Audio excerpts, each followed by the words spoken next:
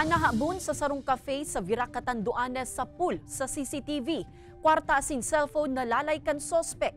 Mantang lalaking nahahampang sa kasong panahabon, arestado sa Daet, Camarines Norte. Uya ang report ni Rosie Nieva.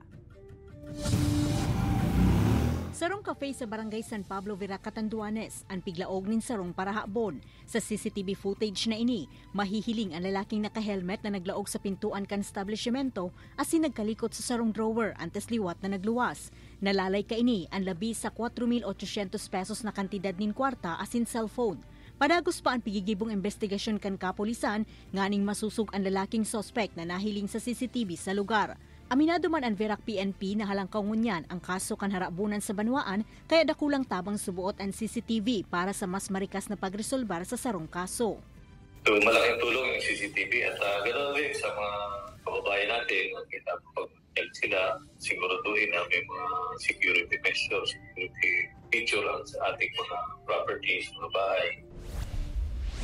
Sa Banwaan kan Daet, Camarines Norte, arestado man ang 21 anyos na lalaki sa paagi kan pigserbing mandamiento de aresto kan mga otoridad. Nahahampangan sospek sa kasong panghahabon na may pigre-rekomendang piyansa na maabot sa 40,000 pesos. Sa ngunyan, nasa kustudiya na kan mga otoridad ang sospek para sa maninigong disposisyon. Ini si Rosie Nieva, Balitang Bicolandia.